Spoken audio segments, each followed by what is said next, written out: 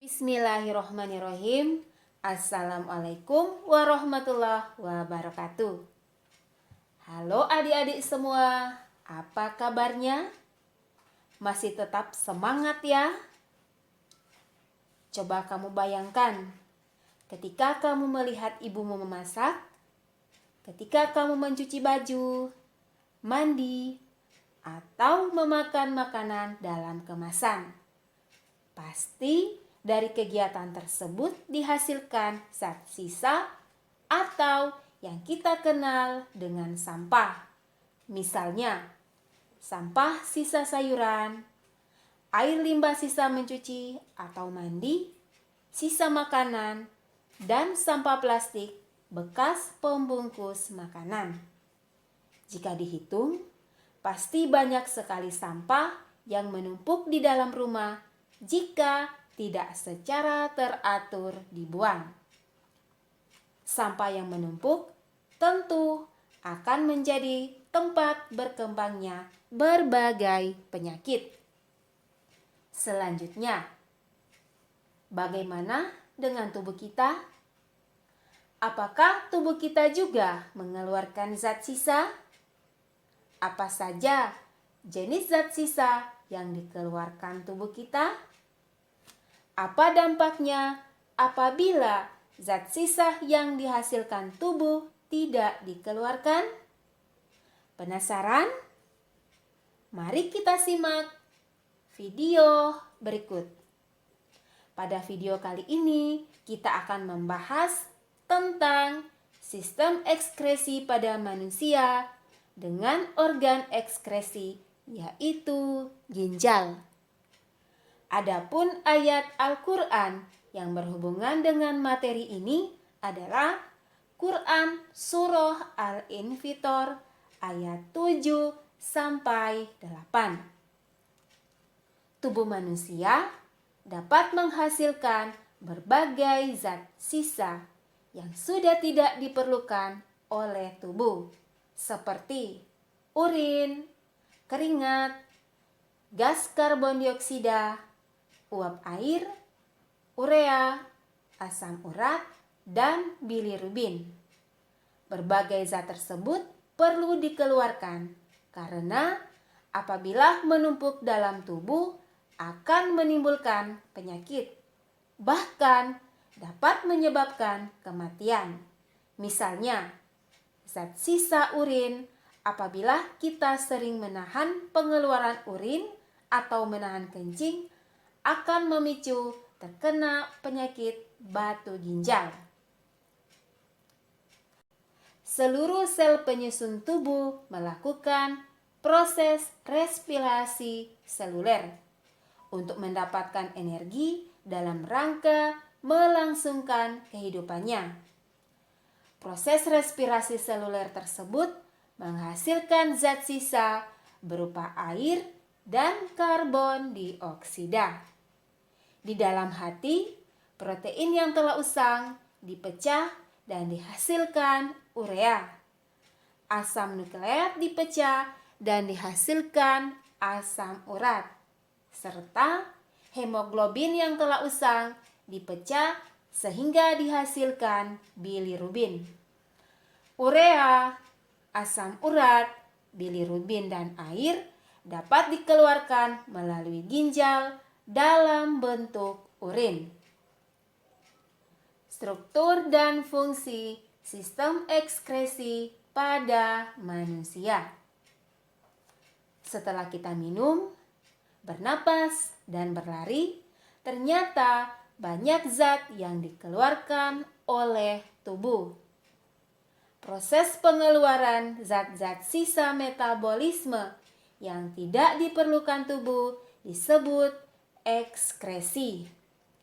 Ekskresi ini diperlukan tubuh agar zat sisa tersebut tidak meracuni tubuh karena dapat merusak berbagai organ dalam tubuh, bahkan dapat menyebabkan kematian. Sistem ekskresi pada manusia melibatkan beberapa organ ekskresi, yaitu ginjal, kulit, paru-paru, dan hati. Oke adik-adik, pada pertemuan kali ini kita akan membahas ginjal. Apakah kamu mengetahui fungsi ginjal? Ginjal berfungsi untuk menyaring darah yang mengandung zat sisa metabolisme dari sel di seluruh tubuh. Ginjal terletak di kanan dan kiri tulang pinggang, yaitu di dalam rongga perut pada dinding tubuh bagian belakang atau dorsal. Ginjal sebelah kiri letaknya lebih tinggi daripada ginjal sebelah kanan. Ginjal memiliki bentuk seperti biji kacang merah. Ginjal berwarna merah karena banyak darah yang masuk ke dalam ginjal. Ginjal tersusun dari 3 lapisan, yaitu kulit ginjal atau korteks renalis, sumsum ginjal atau medula renalis, dan rongga ginjal atau pelvis renalis. Pada kulit ginjal terdapat nefron yang berfungsi sebagai alat penyaring darah.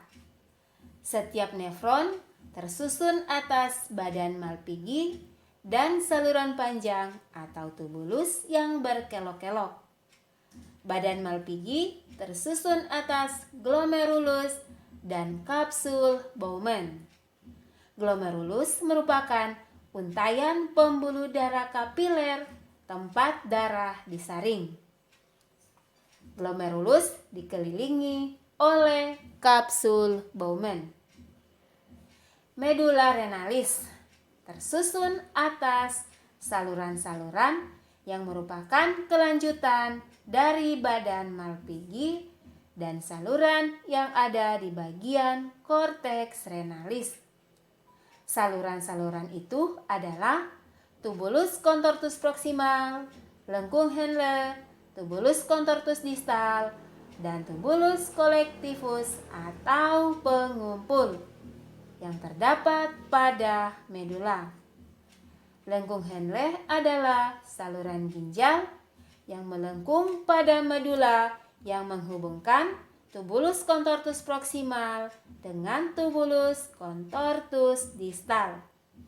Pelvis renalis atau rongga ginjal berfungsi sebagai penampung urin sementara sebelum dikeluarkan melalui ureter. Ginjal sebagai alat ekskresi berfungsi sebagai penyaring darah, mengeluarkan sisa metabolisme, membuang zat yang berbahaya bagi tubuh, dan mengatur keseimbangan air dan garam di dalam darah. Penyaringan darah hingga terbentuk urin meliputi 3 tahap. Yang pertama, filtrasi atau penyaringan.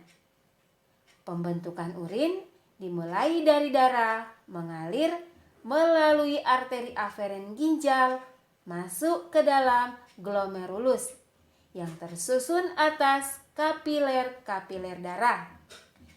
Ketika darah masuk ke glomerulus, tekanan darah menjadi tinggi sehingga mendorong air dan zat-zat yang memiliki ukuran kecil keluar melalui pori-pori kapiler dan menghasilkan filtrat.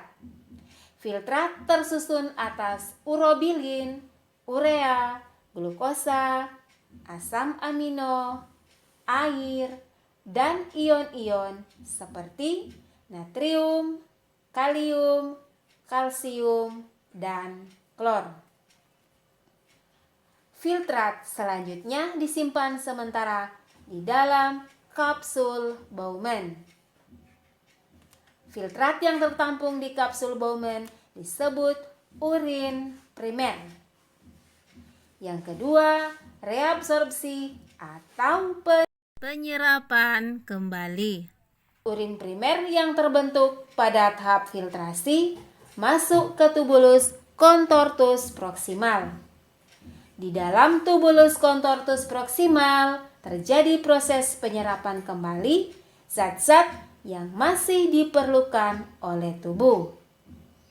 Zat tersebut berupa glukosa, asam amino, ion kalium, dan zat-zat yang masih diperlukan oleh tubuh diangkut ke dalam sel, kemudian ke dalam kapiler darah di dalam ginjal. Sedangkan urea hanya sedikit yang diserap kembali. Cairan yang dihasilkan dari proses reabsorpsi disebut urin sekunder. Urin sekunder mengandung air, garam, urea, dan urobilin. Urobilin inilah yang memberikan warna kuning pada urin, sedangkan urea menimbulkan bau pada urin. Yang ketiga, augmentasi. Urin sekunder sampai pada tubulus contortus distal. Pada bagian tubulus contortus distal masih ada penyerapan air, ion natrium, klor, dan urea. Pada contortus distal terjadi proses augmentasi, yaitu pengeluaran zat-zat yang tidak diperlukan tubuh ke dalam urin sekunder. Urin sekunder yang telah bercampur dengan zat-zat sisa yang tidak diperlukan oleh tubuh inilah merupakan urin sesungguhnya. Urin tersebut kemudian dikeluarkan ke pelvis renalis atau rongga ginjal. Urin yang terbentuk selanjutnya keluar dari ginjal melalui ureter, kemudian menuju kandung kemih yang merupakan tempat menyimpan urin sementara. Urin yang dikeluarkan oleh ginjal sebagian besar atau 95% terdiri atas air dan zat terlarut, yaitu urea, asam urat, dan amonia yang merupakan sisa-sisa perombakan protein. Bermacam-macam garam, terutama garam dapur, NaCl, zat warna empedu yang menyebabkan warna kuning pada urin, dan zat-zat yang berlebihan di dalam darah seperti vitamin B dan C, obat-obatan, serta hormon. Urin tidak mengandung protein dan glukosa.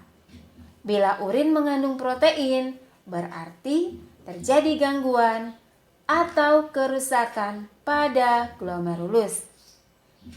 Bagaimana adik-adik? Mudah bukan? Oke adik-adik, itulah materi pembelajaran kita kali ini. Semoga bermanfaat. Terima kasih atas perhatiannya. Mohon maaf jika ada kesalahan. Jangan lupa subscribe, like, comment, and share. Sampai jumpa lagi di video pembelajaran selanjutnya. Wassalamualaikum warahmatullahi wabarakatuh.